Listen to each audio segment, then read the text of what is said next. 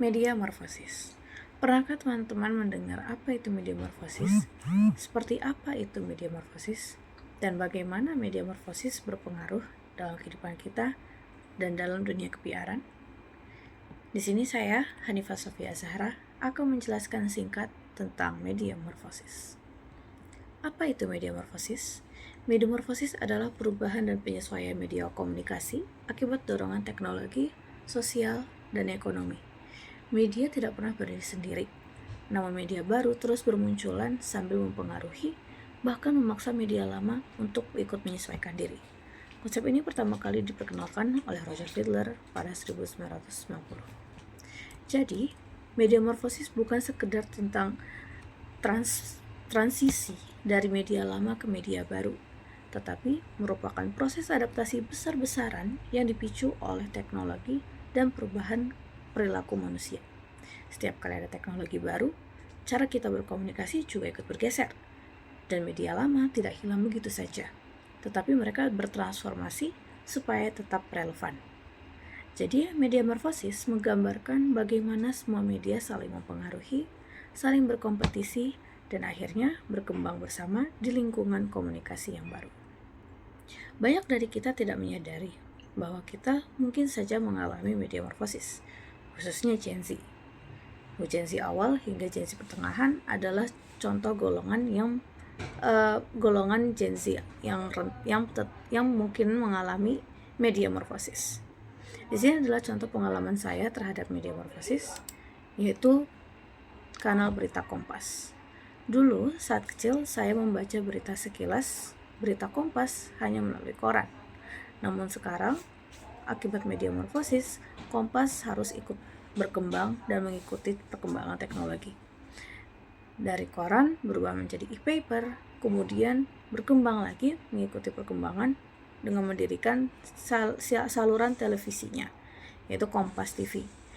Dari Kompas TV ini kemudian berkembang lagi dari Kompas untuk mendirikan atau membuat website berita resminya. Kemudian berkembang lagi menjadi website berita yang lebih berkembang dan juga aplikasi beritanya.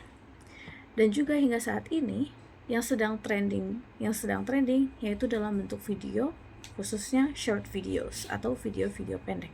Menguploadnya di YouTube berupa YouTube baik dari video 5 menit hingga bentuk YouTube Shorts yang hanya beberapa detik dalam platform TikTok, Instagram Reels, dan platform digital lainnya. Kemudian,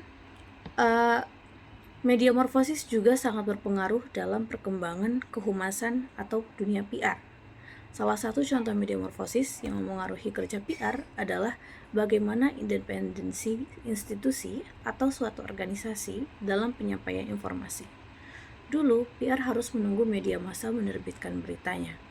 Agar dengan media massa menerbitkan suatu berita, di situ PR atau tim komunikasi dari suatu institusi atau suatu organisasi ikut menambahkan informasi dalam media massa tersebut. Dalam satu media massa tersebut, dari berbagai informasi menjadi satu, sehingga mungkin minusnya pada penggunaan media massa ini, media yang kita pesan yang ingin kita sampaikan tidak terlalu diperhatikan karena tergabung dengan informasi-informasi lainnya.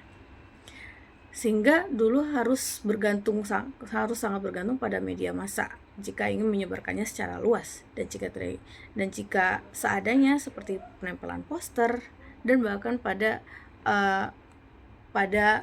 institusi atau di daerah tempat organisasi tersebut bekerja atau beroperasi. Dan sekarang PR bisa langsung menyampaikan pesan sendiri melalui platform digital dengan gaya bahasa yang lebih dekat dengan audiens. Contohnya adalah PT KAI atau Kereta Api Indonesia. Dulu KAI menyampaikan pesan kehumasan melalui koran, majalah, dan media cetak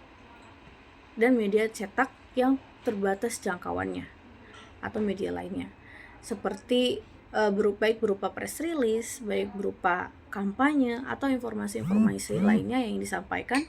Bahkan mungkin seperti yang saat ini yang baru-baru adalah adanya kereta panoramic untuk para pedagang.